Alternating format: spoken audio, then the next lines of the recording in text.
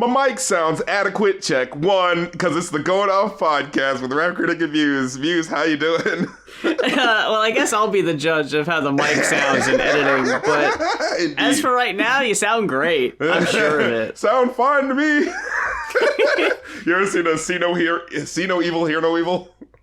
No. Where it's like Richard Pryor's a blind man. Oh, God, that's right. Yeah. And there's a scene, well, I think it's like a running joke, because I think it happens near the beginning and near the end, where, of course, Richard Pryor is blind, and then, what was it, Gene Wilder. Yeah, playing a deaf man, but, of course he can see. And he has one point where he has to, like, wear some sort of wig or something like that, and he goes, like, I feel like an idiot. And Richard Pryor just goes, you look fine to me. One of the, like, 6 movies they did together. Right. Yeah. Fucking Stir Crazy. What about the trains? Silver Train or something? Silver Train, yeah. Mm-hmm. Yeah. I'm sure there were others. Yeah. That's right, motherfucker. We bad. And the Going Off crew is back again. What's really funny is when I watch old commercial blocks, as I do, I see commercials for movies that are like star-studded, like they've got like 5 big names in them, right. And then it's just like, I've never heard of that. Like, and then you look it up, and it's like, oh yeah, it bombed phenomenally. Like, how did that happen? There were so many names. You're thinking like a movie producer. You're like, oh, come on. I did everything right. Yeah, what's that movie? The Cannonball Run or something like that. Oh yeah, right. Like I got everybody. What did I do wrong? It's got to be the best movie ever. We're back again. You're right. You're not telling lies at a school. No tall tales here. That's right. And you know what I've been hearing? I've been hearing that you should. What's the word on the street? I've been hearing you should do your ads for stuff at the beginning of the podcast instead of at the end. That's right, because people will tune out. You're right. So Muse, let the people know where they can support your fine stuff on your side of the Going Off universe. Well, folks, as of right now, Twitter is probably your best bet. That's your girl Moth on Twitter, as well as my Instagram, which is also your girl Moth. But obviously the YouTube, because you're watching this. If you are watching this on RC's YouTube, that you might want to head on over to mine. If you haven't, I'm Moth or Muse. Either one's fine. And our channel is Riffcoms. We watch old commercials and we make fun of them. It's like a non-scripted Mystery Science Theater with queer people. So where can you go wrong with that? Nowhere, I say. Right, where are you getting that? I'd buy that for $1. Where else are you getting that? I'd buy that for $1. Oh my god, I love that fucking movie. There's some great shit over there, so subscribe if you haven't yet. I've never seen Robocop 2. Oh, I hear it's good. I just saw Robocop 2 a couple weeks ago. And it's one of those movies where it's like, this is like, it's like, this is more of what you want, of what you like, but in that way where it feels like, oh, are we really not going to follow the emotional journey of, like, I mean, they basically sold his soul to the, like, we're really just not going to explore that much, huh? He's just do the action, and we're going to, like, do lip service where I'm going to walk through a house again and also still be creeped out by it, but I guess never mind. And, like, there's literally a point where he goes, like, just shut up and be happy, Robocop, and he's like, all right, I'm just shutting up and being happy. And you think there's going to be, like, but they're going to subvert it, right? But then they go, we don't have time for that. Let's get to the action. And then when it gets to the end, it's like that thing where it's like, the bad guy is this old white, corporate dude who, like, basically is always doing these power moves, like, metaphorically putting his balls on the table, where it's like, you guys have to come to my room, my upstairs penthouse for meetings, but I'm always, like, taking a bath during the meetings, or, like, in the middle of something. It's like fucking LBJ who would, like, talk to you in the bathroom while he was taking a shit or something. Yeah. So you have to look at his dick when he's pissing at the urinal. Exactly. But the way the movie ends is the weirdest thing, where it just feels like, huh? Did y'all forget something? Because it just goes like, the bad guy got away, and then RoboCop's like, I'm gonna put this thing in my head that cranks me up and gets me ready for another adventure. And I was like, you set up a lot of social commentary that you're just shitting in the face up right now. Whoop, well, we ran out of budget. I guess this is the end of the movie now. I hate when you can just tell that's the deal. Right? You can just feel it. I'm like, it seemed like you had a little bit more to. Seemed like you had a little bit more on your plate. You had to clean up, but all right. And that's it. Go home. Oh, all right. Oh, but it's definitely like so ridiculous. It is worth watching. It's one of those deals. Yeah. Yeah, it feels like, from what I've seen anyway, I've seen clips of it, that it's almost kind of in the same vein as Gremlins 2, where it's like, you liked Gremlins, right? Here's Gremlins again, but sillier. Yeah. And takes itself even less serious than before. Okay. Look, this is back in the days when you weren't guaranteed being able to see that movie again. Who knew what the future held? You know? If you wanted to see it again, you'd have to spend like $30 for a VHS tape. Right, or remember that like couple of months where like a movie just... It was in theaters, and then it just kind of, you just couldn't see it for a while, and then a couple of months to a year later, oh, hey, now it's on VHS, so you see it on... Like, remember that? Oh, yeah, I mean, I was working Circuit City, and I would see a movie in the theater, like I would see Star Wars Episode 3, true story, and then I would, like, wait to get the signage in the delivery of, like, oh, shit, I guess we got the DVDs in, like, months and months later. Man... It's like, what the fuck? What was up with that? What were we doing? What was the point of that? The planned scarcity or whatever. Did we have to do that? Ultimately, what did we learn from that? Yeah, oh, Disney has to put his movies in the vault so that they'll be worth more in 20 years, you know? Oh, you're going to want that clamshell case. Yeah.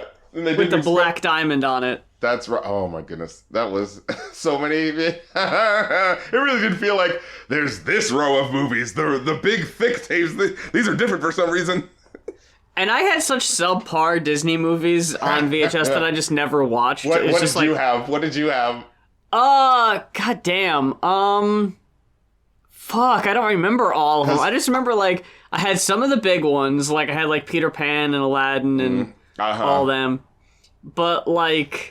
I definitely had some B and C string tier movies. I could swear I remember having The Rescuers Down Under. Like, oh my god, I did. but like, that's one of those, was that a bad one? Or was that just people just didn't promote it as well? Because I don't remember not liking that one, you know? I hear it gets shit on compared to the first one, but I don't think I ever saw the first one, honestly. Yeah, so... it's one of those movies where, well, it doesn't tell you directly that it's a sequel, so you kind of just, you're a kid, you're just watching it. I guess The Rescuers are Down Under now, whoever they are. Yeah, like I was, the more movies I try to think of, it's like, no, that wasn't Disney, Like, like I was gonna say, Don Bluth, Don Bluth, yeah, I was just gonna say fucking, American Tail, fucking Fievel Goes West, both of them. Yeah. Which again is like Rescuers Down Under. It's just Fievel in the Old West now for no reason. Because as a kid, and the thing is, the animation for Fievel Goes West looks so damn good. Like, yeah, your brain doesn't think of it as a sequel because you know what animated sequel movies look like, you know, like. And that's the thing with Rescuers Down Under too. I remember like the trailer. Looks fucking amazing. It's got that shot of like the big bird taking off and the kid jumping. Yeah. I remember it looking really slick. And the background looks like it's like a real world pause. Yeah. You know? Like, yeah. It has life to it. Yeah. Good times. But enough of that. We got some business to take care of. you know, RC, I know I just can't wait. I'm drooling. I'm chomping at the bit. Oh, right, I gotta tell people about my crap, yeah. You never did yet. Yeah, go ahead. Kofi.com/rapcritic if you want to make requests. I'm all stocked up right now for movie requests as well as song requests, you know what I'm saying? People got that in. But, you can still get these live streams where you can request an album for me to listen to or an absolute best of list. Someone just requested Buckethead, and it's like, oh, you thought you was throwing me a curveball. No, I see the 50 albums he's got there. No, we're going through it. We're going to see what's the best, you know? So, yikes. Definitely trudge through that. Hey, look, if I can go through Insane Clown Posse and give you the absolute best, look, this is what I do, all right? Yeah, I mean, it's not that Buckethead's bad, it's just there's a fucking lot of it. And man, it went where I was not expecting. I was just expecting, Cuckoo Bananas, crazy, Insane Clown Posse, but like, without lyrics, I guess, type of weirdness. Oh, welcome to Buckethead Land, But it was that, but it was also weirdly heartfelt in ways I wasn't expecting. Like, he has songs that are called like "I Love My Parents," and I'm like, oh, 90s cheeky, you know, new metal. We're gonna get up, and it's like, no, it's actually a really heartfelt sounding ballad. It's about how, you know, personifying how, you know, they inspired me to be creative. And it's like, oh, okay. Oh shit. Yeah. So, you know, look, they thought they could throw me a curveball, but not only did I give you the absolute best of Buckethead, I actually was able to find a rap song or two in there. So, you know, hey, look, it's just what I do. Saul Williams definitely hooked that one up. But yeah, Kofi.com/rapcritic if you want to make those live stream requests. It's $50 for like 2-for-1 deal, and then for like one each, it's like $30. And if you're a patron, it's half off all requests. So patreon.com/rapcritic if you want to get with Act Like You Want It. I've actually got a whole bunch of songs that I've been posting up on the Patreon, as well as the new Boondocks podcast that I'm doing, you know, the wing of the Review a New podcast, where like every other episode I'm going to be doing that now because got a good response from that. So I'm like, okay, you know, I got this going for me, you know. So yeah, get with it, Act Like You Want It. I'm trying to be a professional internet person out here and like actually tell people what I'm doing instead of just doing it and then being like, all right, I'm gonna go away now. And then I do the thing and then I just go away. It's like, let me actually tell people. Yeah. You know what's funny, RC? I've been so... What's the opposite of dialed in? I've been tuned out of... Tuned out, dropped out, yeah. Yeah, of so much rap pop culture. Oh, shit is going on right now. I don't know dick about the Drake, K-Dot, Future... Let me tell you. Pusha... Yeah, can you give me like the cliff notes? Primer, like what happened? So Kendrick Lamar... Too long didn't read. Yeah, Kendrick Lamar does a song with Future... the Like That song, and honestly, like, as I listen to it, it's like, he's not going after someone like Jay-Z versus Nas, full verse going at you. It's the warning sound of like, I'm not actually taking you down yet, but just know I could get at you, you know? But he did that like, such and such years ago when he did the Control verse, yeah, where it's like, he's clearly not like going at anyone specifically. The idea is that it's like, hey, I'm trying to, you know, poke you to you know, make you think about the fact that, hey, we're trying to make some dope fucking reps for the people, so let's challenge each other, you know? I'm gonna go at you and you and you and you and you, let's go. Like, you know, I love that for the sake of sportsmanship, right? So then what ends up happening is J. Cole is like, okay, I'll do my diss. Here's my diss. It's called 7-minute drill or something like that. But it's only 3 minutes long. He kind of says like, oh man, your albums are whack and so boring. Your second album was super boring. And it's like, oh, J. Cole, really? You're going to be the guy to say that album was boring? And like, wait, if you're saying his second album, aren't you talking about To Pimp a Butterfly? I don't think that was boring. Like, I don't think that's an attitude. Yeah. J. Cole actually does a full diss track, and it's like, it has a couple of good punches, but a couple of weak parts in there. But then he like does a live show where he's like, oh man, you know, I don't feel good about this. I don't feel good about like this and that. So I'm going to take the song down. And everyone's sitting there like, huh? What's going on? Why are you doing this? Because, you know, the reality of the fact is, you know, this is hip hop wrestling shit. You know, this is kayfabe. It's like, yeah, no one actually thinks Kendrick and J. Cole hate each other. We're just having fun. So, you know, hey, in the spirit of competition, I'm sending my best bars at you. How are you going to send your best bars at me? And then J. Cole just folds like an old wallet and he just goes like, oh no, I don't want to do it. And everyone's like, no, you know, what are you doing? And so it allows a whole bunch of people to be like, K-Dot, I got you, K-Dot, you know. So it's like, K-Dot doesn't even really release like a full track yet. Like, this is like, you know what I mean? And already he's folding. Then apparently Drake releases his diss, and there's this sort of like waffling about whether or not it was real or something like that because it got leaked. And so, you know, it felt like they were doing the sort of, I'm gauging the reaction of people to see if they actually like it. And if they don't like, oh, no, actually it was another thing. But if they do, oh, actually I'm in it the whole time. You know, so it's like, it's that annoying thing that kind of like lightens the ability to really kind of like, you know, let's really talk about this because everyone is clearly in the middle of their mind games, especially Drake, of trying to like still save face no matter what, you know. But then what happened was, so J. Cole's already kind of like taking himself out of the game. He actually he punched himself in confusion. It's like, no, what are you doing? But the thing about it is, it's like, you could have stayed in, J. Cole. No one was even angry at you. Like, people were giving you a little bit, but it's like, you didn't need to go out. But the real thing that people are saying is that that Kendrick has really got smoke for Drake, and the reason why a lot of people are saying like, oh, is Drake really doing something effed up behind the scenes that people are calling out, because it's like, oh, he did this on a Future song, like specifically Future must have heard that he had said that. It was just like, go on, bro. You know what I'm saying? And then apparently Drake had some lyric about how like he need to stay to producing and get them drums and shut up. And it's like, oh, whoa, you going after your boy? Oh my God.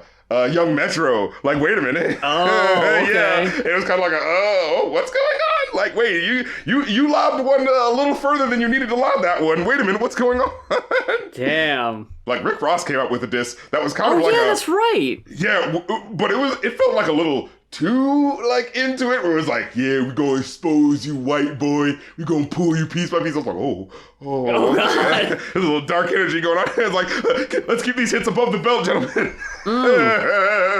But it was one of those, like, it felt like a Pusha T before the big diss of a sort of like, I might have something on you, so maybe keep the talk quiet. Oh, okay. But so it was like, with J. Cole, it's like, hey, we're all having fun. And then Rick Ross was like, no, I'm mad about some shit. It's like, then Chris Brown came out dissing people. I think he was dissing, he dissed Quavo and I think Frank Ocean. Quavo calls Chris Brown crackhead Michael Jackson on diss track featuring Takeoff. Yeah, and that's what people are saying too. The Quavo track was actually like way better than people were expecting. Oh, huh. Because people were just like, oh, Quavo, well, he's just like commercial pop rapper. He's gonna do some bullshit. And it was like, oh. So, well, were people expecting anything from fucking Chris Brown? Like, when's the last time he even released anything? See, apparently he actually went pretty savage on some people, so it was kind of like it's like, are we taking it here right now? So, but what's so funny is like, yeah, it's like, I'm seeing these articles, Chris Brown and Quavo, why are they beefing it? How did we get here? And it's like, didn't this story start with, nah, it's just Big Me and let's give the people a show? And it just felt like J. Cole, like, took it too seriously in the opposite direction of, oh, I feel bad for doing this. And then everyone else is going, oh, yeah. So it's like, yo, now I haven't done a lyric for lyric breakdown, so maybe that will be in the future, but I personally like to wait until the dust settles for stuff like this, because it's like, you never know what's gonna happen, you never know who's gonna come out with the you never know when the blast break music is gonna come on and someone else is coming out the wings, you know what I'm saying? So I usually like to be like, let's give it a month, and then I'll see, if I want to do like a beef breakdown of this, and I think it's like, yeah, that's what I said it too, because Kendrick, I don't feel he's really done a full verse diss towards someone. Like the verse he did was I'm going at you and you and you and you, and in general I just kind of wanted to, but it's like, no, I want that hyper focus on someone in the way that J. Cole did a hyper focus verse. You know what I'm saying? Like, that's what I want before really, like, tallying up who beat who, And also, like I said, you never know in this freaking age where, oh, actually that was an AI, oh, it was real. So it's like, let's let the dust settle a little bit. That's how I personally feel, Okay, what the fuck was that song Drake put out with Tupac and Snoop on it, but they were like AI verses? Was that real? What? Tupac's estate threatens to sue Drake over AI-generated fake vocals. What the hell? Wow, you just hand people some more ammo to load up the clip, Drake. Drake released Tailor Made on Friday, marking the latest chapter in a back-and-forth war between the Canadian rapper and Lamar.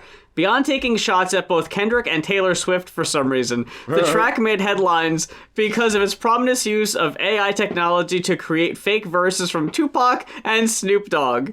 Kendrick, we need you. This is the West Coast savior. Engraving your name in some hip-hop history. The AI-generated Tupac raps in the song. If you deal with this viciously, you seem a little nervous about all the publicity. What's funny to me is that Drake went ahead and got an AI verse from Tupac, and then went ahead and also got a verse from Snoop Dogg. Who's still alive. As we've said on the show before, you could have just gave him a call. Yeah. He would have done it. I don't know why he had to forge that too. But what I'm thinking is he doing this as a sort of like reference to the To Butterfly album? I thought so. But I'm honestly not sure. Because the song is called Tailor Made, and he released it on the day Taylor's album dropped. So it almost felt like he was just trying to take some shine away from her. What? And Taylor's like, what's going on? Like, what's this Taylor Eminem? Swift's over there like, why'd you say fuck me for? Yeah, what is this fucking Eminem in the late 90s pop shit? You're a rapper. Why are you dissing the fucking R&B, pop singers? What are you doing? Yeah, why are you going after Backstreet Boys? What the fuck did they do? That ain't got nothing to do with it. They're literally minding their own business. And you're just mad for some reason. What did he do to you? So yeah, this whole thing is a big fuck mess, dude. I've done my best to just not pay attention to it because it seems really confusing. And kind of petty, honestly, when you look into it. Yeah, extremely. And now you know the rest of the story. Yeah, for sure, right? What the heck? You got me saying heck, so you know it's real serious. We've got 2 album requests. Look at this, I'm going to jangle my keys. First off, we've got Television with Marquee Moon, requested by Dr. Goatman. Once again. Coming on through. Right at the dawn of new wave. This really is. It's like, because I can hear David Bowie, I can hear David Byrne, in the air at the time. You know what I'm saying? And it definitely reminded me of Talking Heads a bit, who were also just kind of getting started at this time. Mm-hmm. So it wasn't like a feeling if they were just ripping them off. It just feels like, I don't know, maybe there was just something in the air of this time. Because it did. Well, I think they were both kind of floating around the same New York scene, so maybe that was just the sound of the area at the time. Because I know what the 70s rock sound is, but this feels like a little. This doesn't feel necessarily like the mid-70s type of rock sound. You know what I'm trying to say? It feels like we're moving into, that new wave. Something feels different here. Yeah. Now, while I did certainly enjoy it for what it was, I gotta say, maybe I've been spoiled by David Bowie, but it did kind of feel like I could just listen. I could just throw on the tape. I don't know. I gotta feel like I got this at home for most of the tracks. Now, some of them were good. Again, this is still competent artistry. It's not that it's whack in any capacity, but when it comes to hey, what's the reason why I should return to this song versus this song versus this song? I was finding myself kind of going it's definitely, feels like, oh, we're on the next level of rock here, but I don't know if I was finding myself, going, oh, that hook, oh, I can't escape, I gotta go back to that hook, I gotta go back to that hook. I wasn't necessarily feeling that for so many of these tracks, I gotta say. How about you? I 100% agree. I thought it was a fine album, but there just wasn't that one special thing to really grab me. Right. I do really like the guy's vocal style. It's, in the first half, it reminded me of what we'd eventually hear from Violent Femmes, that kind of style. And on the second half, especially in Guiding Light, the more chilled out track, kind of reminding me of Patti Smith a little bit, who again was also around that scene, if I'm not mistaken. So I think this is one of those albums that gets a lot of hype and it gets written up a lot because, like I said, it's right at the beginning of New Wave. It was new for its time, but I don't think it necessarily ages amazingly. Yeah, because a whole bunch of people were doing a different sound at the time, and then, you kind of have to let the dust settle of, okay, who was really actually standing out, I think. And, even as I think about other albums we listened to, like Aerosmith, not necessarily the most, challenging, type of music, but I felt like from song to song, there was something that was sticking out each time, where it was even if they're not, super innovative, they're doing the blues with the rock mix, but, there was something that was pulling you along from track to track, I felt like. And with these, they're certainly solid, but I was finding myself going wait, what, am I actually, being no, this is the bop that was the thing I was thinking. If I heard this song on rock radio, if I was driving somewhere, would I really be hey, now wait a minute, I gotta hear what else these guys are cooking, and every time I kept kind of feeling I'd probably just let this one pass. It's fine, but I'd probably just let it pass, I think Venus was kind of interesting with the hook. Venus is my favorite one. With the hook where he's how I felt, did you feel low? No, huh? The weird response that the other guys in the group kind of give.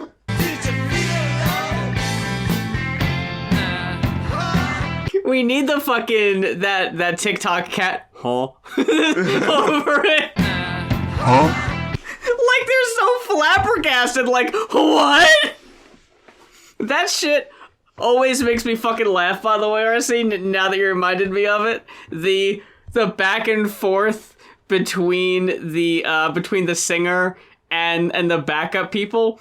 Two other examples I have that always make me laugh is she really going out with him? You know the one. Look over there. Where? And there's another Warren Zevon song. As a certain girl I've been in love with a long, long time. What's the name? I can't tell you.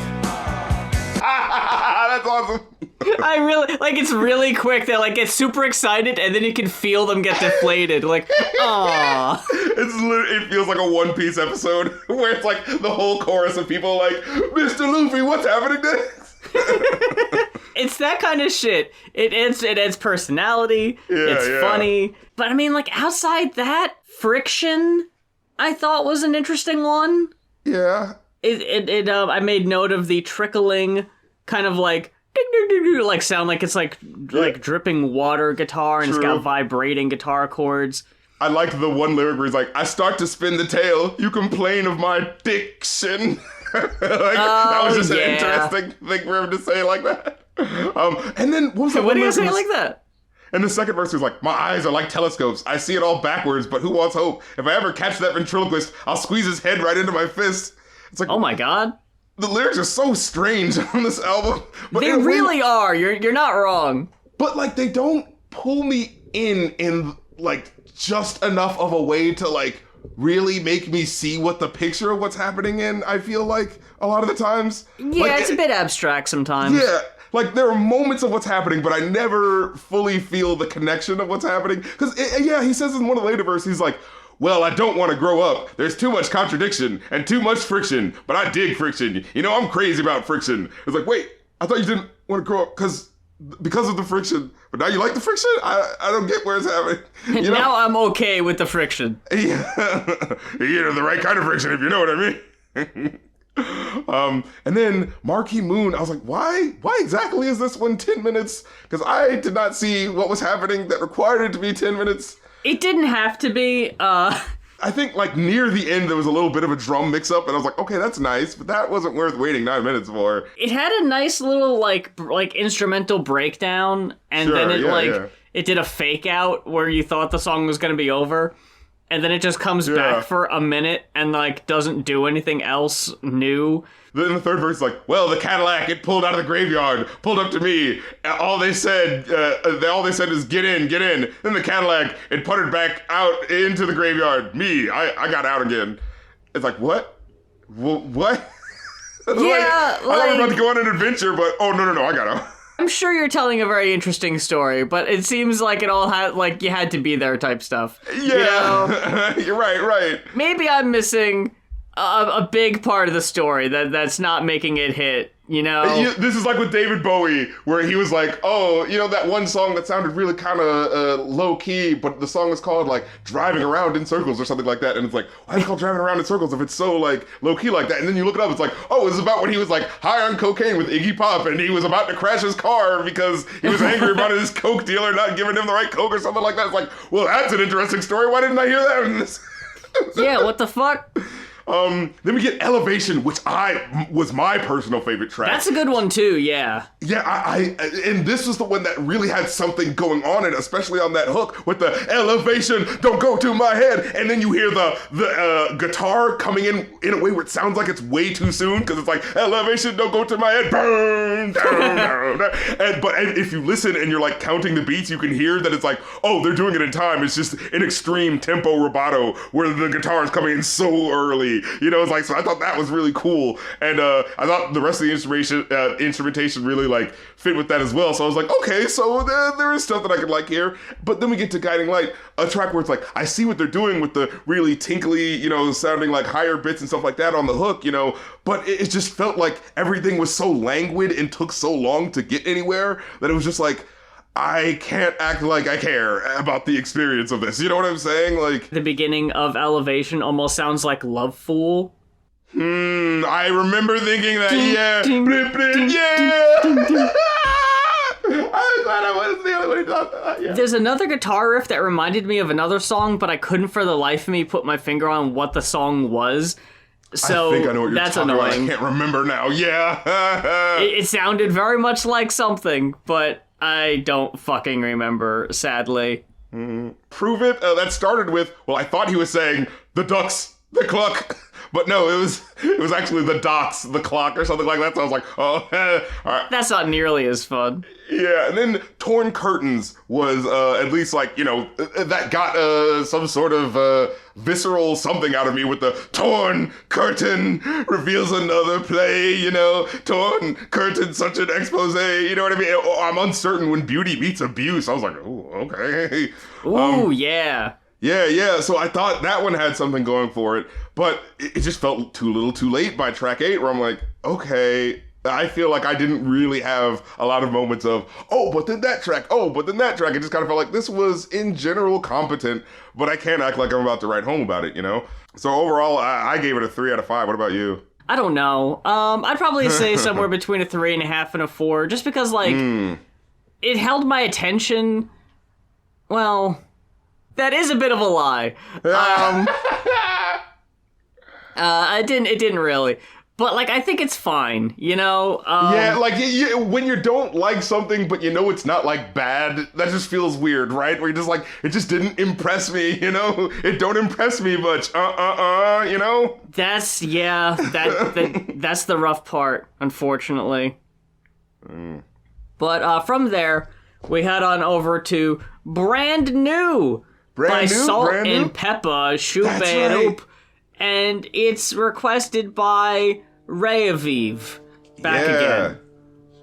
This is the 1997 album by Salt-N-Pepa. And it reminds me a bit of when we talked about that Left Eye Lisa Lopez album. Interesting. Where, maybe a few years ago, this probably would have been popping more than it did. Sure. But, at this point, Salt-N-Pepa has a reputation. They did really well in earlier in the decade, for sure. But then by 97, it's another one of those instances where, culture shifted a little bit. The music, what was popular, shifted a little bit. So now they have to keep up with it, or it's going to feel like it doesn't really fit in. Right. And unfortunately, I think that's kind of what happened. Now I will push back a little bit, because I always think about this when it comes to a group like Salt-N-Pepa. I always think about Run DMC and how well they adapted to the changeover in the 90s and stuff like that, right? So it's I think about that as I listen to this music. I was like, they're for acts from the mid 80s, they're not doing too bad, especially if you're comparing it to Run DMC trying to keep up with things by this point. You know, for sure, yeah. So it's one of those things where I'm like, is this too bad, or I'm just are we being a little too harsh just because Salt-N-Pepa in 1997, that's got to be out? Because when I'm really looking at the lyric for lyric, I'm like, these ladies are actually kind of holding their own, and I'm not mad at it. There are some production choices that certainly feel a little, okay, all right, especially sampling, 370 songs back to back to back, it kind of feels oh, you know what I mean? Yeah. But in terms of how they pull it off as rappers who are I guess the only way to say it is elder statesmen. Yeah, But they don't really seem that old, but, especially on the album covers, the cool ladies in the sort of power suits, you know what I mean? But I'm not gonna lie, I had a pretty good time, overall, in terms of, if you accept it for what it is, it's these ain't no spring chicken MCs, but at the same time, they're still, hitting you with some bars and still kind of making it kind of fun in a way that it's if I listen to a Run DMC album, at this point, by track 2, I'd be yeah, these guys should have stopped 5 years ago, but with this group, I kind of feel I don't know. I think they have some standout cuts on here. Not too many for me. But I do agree. For the time, I think they did okay. I think it just wasn't enough to be different enough to stand out to this is the big comeback. I get that, yeah. They weren't really able to hit it out of the park that much. But yeah, I would say the verses are really strong on a lot of these tracks. There are only a couple songs I just didn't really feel. Which ones were you not? Yeah. Yeah, going through them here, I feel like this is going to be sacrilegious, and you might give me some pushback on this one. I wasn't a big fan of Friends with Mad Lion. Oh, that one was frustrating. It was just a little too much Mad Lion. I wanted to like that song so bad, but the mixing on Mad Lion's voice just did not sound like he was in the same studio. So it was like this No, definitely not. Yeah, it was like this weird thing of like, can we like turn him up or something? Like, what's going on? Because, yeah, it just felt like, and because we were like, oh, he's doing the hook? Oh, he's just going to keep coming back? Oh, okay. Now, it was fun at the tail end when he was just kind of going off, because he actually had like a couple of lyrics there. I was like, hey, wait a minute. He was like, I got more rhyme than the national dead, got more rhyme than people on the internet, got more rhymes than the beads of sweat off a neck. And I was like, ooh, okay. You know what I mean? And then when he said, he's like, he had that one line, he's like, some will get with it, some will get wrecked with it, some will hustle and claim that they said we did it. Yeah, you faced it and you get sad when you met with it. His name was, I forget the shit. Like the way he said it, like, his name was, I forget the shit. That is pretty funny. Yeah, so I was like, damn, like, Mad Lion's not that bad, but his producer, whoever was doing the mixing, man, they ain't worth shit. No, yeah, I agree. And I almost forgot that Queen Latifah was on this track, because she actually didn't have too bad of a verse either. But man, that hook just dragged it down. Yeah. I liked what Queen Latifah brought to the song for sure. But yeah, just a bit too much gravelly, painful sounding vocals from Mad Lion. And the production was so like under-baked on this track, it felt like, compared to everything else, where it was just like we're trying to take it back, we're trying to do Shazza, you know what I'm saying? We're trying to do that, but it's like, are you really committing to this, music-wise, And also, I gotta say, I wasn't a fan of the Kirk Franklin track at the end. Oh, yeah. So, like, that was where it starts to get a little hokey, especially, and they're like, all right, you're not really... The thing, I've always had this thing with Kirk Franklin, where it's like, I'll feel like, oh, wait, I have heard a song from him before, but every time I listen, it's like, wait, when did the verse start? When did anything even happen? It just kind of felt like there was people singing in the background, and they sound great, but why is this guy talking? And it feels like the song is fading out before, like, he had a verse, and it felt like he was building up to say something, but he just never actually said it, It's like, that's right, yeah, you gotta believe, I'm about to tell you something, yeah, I'm feeling like having church this morning, that's right, I'm gonna tell you something, it's so important, it's like, okay, actually say a thing. Like, have a verse where you just say something. It just feels like all throughout the song, he's like kind of saying something. Was like, that's right, sister. That's right, we're about to have church this morning. That's right. Eventually I'm going to say something. I was like, oh, okay. And like the girls kind of had one or two verses that was, a little bit of something. But for the most part, it just feels like, what's anyone really going to do with this if they're not already, a dyed-in-the-wool Christian? You know what I'm saying? Yeah, for sure. The only part that I thought was interesting was near the end is actually when it starts fading out, where I kind of felt like something was starting to happen, where he's like, yeah, I thought I told you that he won't stop. I thought I told you that he won't stop, talking about God instead of P. Diddy. I thought that was a little funny. And then, what did he say? He said something where he's like, oh yeah, he brought you all this way, but he didn't bring you here just to leave you here now. And I was like, okay, that was kind of a sweet sentiment. I feel like I might have heard that one before, but like, that's nice to hear, you know what I mean? Like, oh, that's right, keep trudging on. And then, yeah, he sounded like he was about to go off a little bit. He was like, I feel it on my feet right now. Hope you don't mind. I'm about to start praising. Here we go. But then it just slowly faded out. So I was like, well, okay, never mind. So, yeah. And then I did kind of like when the chorus kind of sings along with the rap verses every now and then. I thought that was kind of cool to sort of add a little power to it. But yeah, overall, it just kind of felt like, it felt like one of them, and I think this is true, got the religious bug, and they're like, oh, I feel bad about making music that's just saying I'm taking girls, men, and stuff like that. So come on, let's, you know what I'm saying? Let's do one for the Lord. It kind of felt a little too and speaking of trying a little too hard to do the message song, I'm sorry, I got to mention the song right before it. The clock is ticking, the mid-90s rap rock crossover awkwardness where they got the live drums and and they don't really know how to mix that with the rapping. It was Yeah, like, oh, it was what is an this? awkward one. What is this knockoff Red Hot Chili Peppers joint going on right now? Because I was like, who is it? Hey up and change your mind. Don't let luck make you blind. Well, now don't read the sign. The clock is ticking. I was like, oh no, what is this?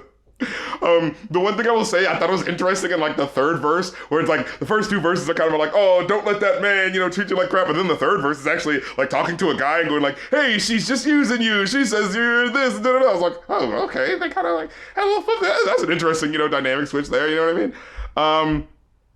Then what else? Oh, let me go to the tracks I actually enjoyed, because I think I actually liked a fair bit. I think Are You Ready was a nice opener. It was, yeah. I actually dug that one. And honestly, I liked the remix at the end. I thought it was honestly Oh, I didn't even stick good. around for that. Oh, I liked it so much. It was one of those like, CNC Music Factory remixing, okay. Oh, damn, I didn't even notice that. Shit, I should have listened to it. Well, it wasn't CNC, but it had that feel of like, okay, where everybody's getting up now. Like, wait a minute. And what happened? There was one part specifically where it was like, oh yeah, because it worked in such a unique way where you hear this like, these big Italo house piano stabs, but there's like a harmonica that comes in every now and then. It just slides in just in just the right part. So I was like, what the fuck? Oh, okay, someone was trying to do something with this shit. So yeah, that definitely threw me off and ended on a certainly let things end on a more positive note than the last two preachy tracks, unfortunately. Yeah. I think that might have been what happened for you. You didn't get to hear that final track that kind of brought things back, Yeah, that unfortunately is the thing. Usually if I see a remix at the end, unless I'm really feeling the album, I probably won't stick around for it. And then, I will say, what was it? So, Salt-N-Pepa, they're rapping on this track, they're going off, but they'll like have random other people show up on the track, and then Spinderella will get a verse like more than you would expect, and it's just like, yeah, oh, okay.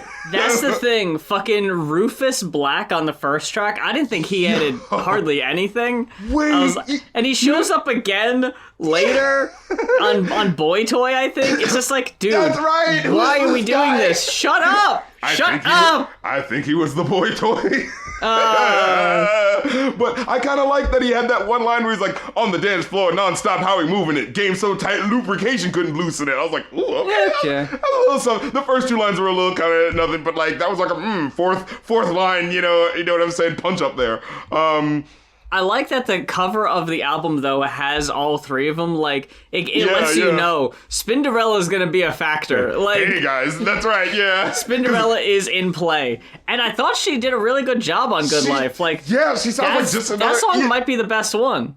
Yeah, I was thinking about it, because, it's on Run DMC, and Jam Master Jay, we gotta make it clear. The name of the group isn't Run DMC and Jam Master Jay, the name of the group is just Run DMC, but you have to already know that he's the producer. Like, yeah, so it's like, Salt-N-Pepa, and don't forget the original Spinderella, Mm-hmm. Yeah, I was like, they need to change the group to that name, Salt-N-Pepa and the original Spinderella.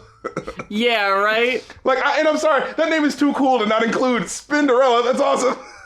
But now it's too wordy. Yeah. And then, let me see. Tracks that I really dug. Oh, yeah. The Friends that I wanted to like more.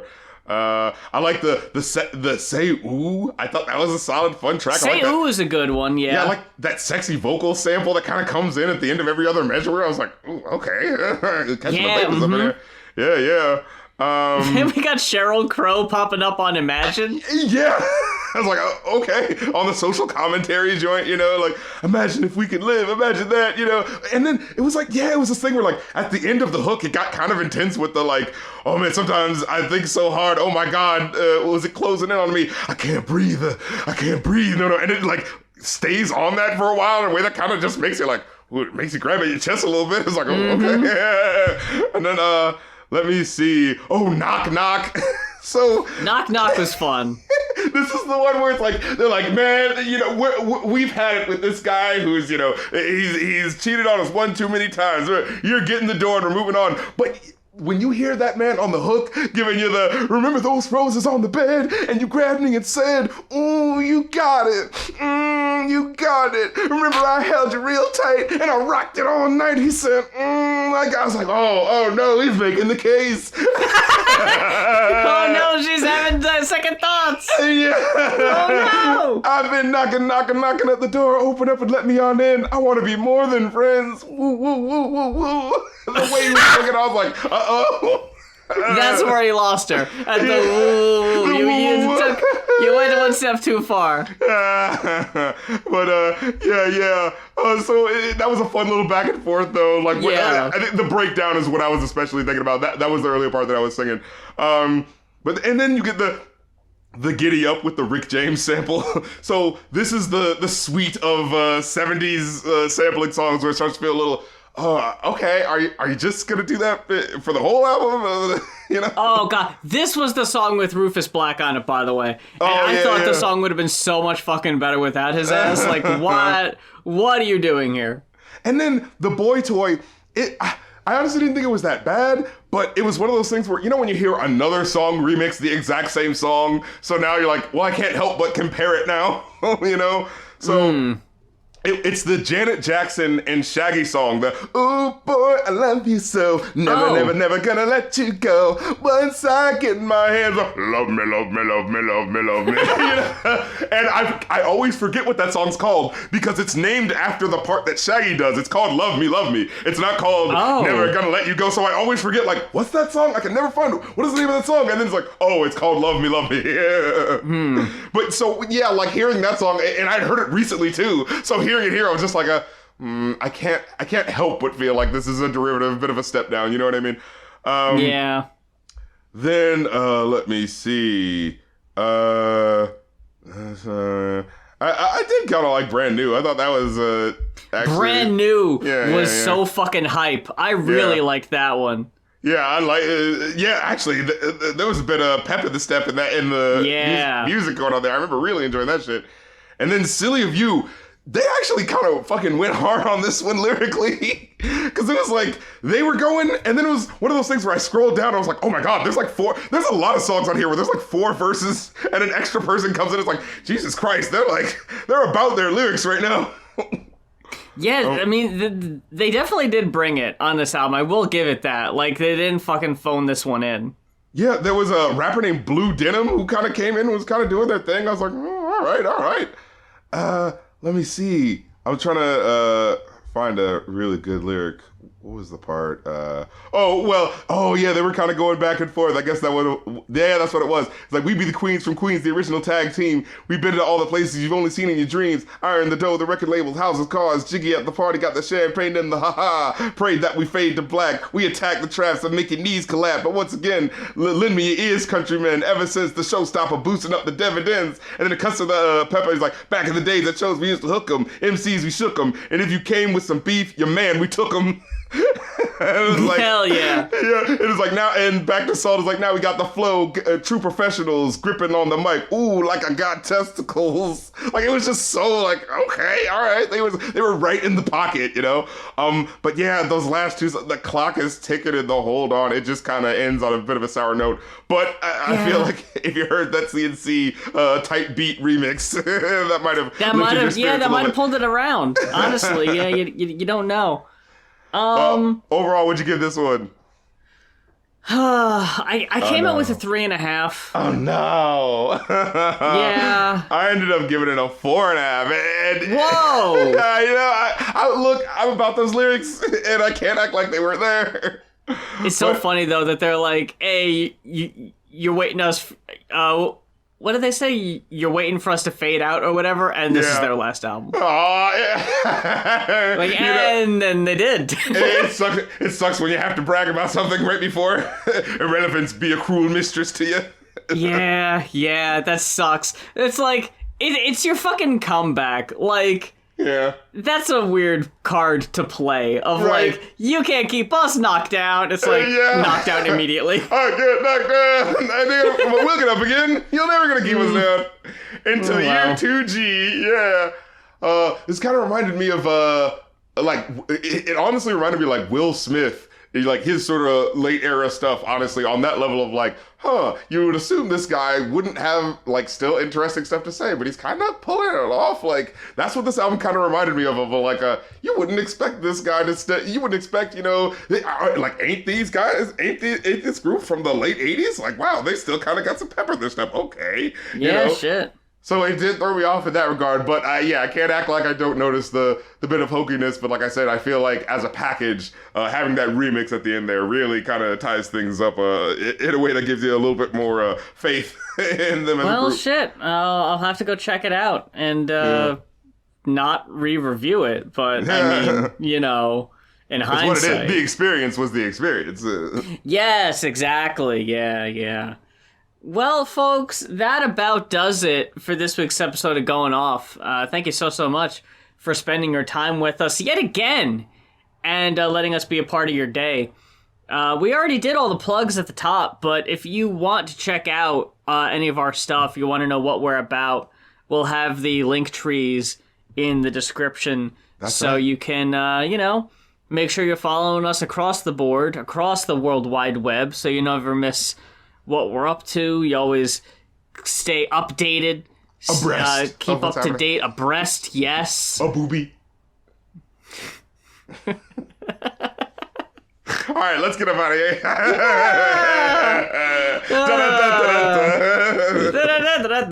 Well, folks, that is it. But until next time, for Going Off, I'm Mues.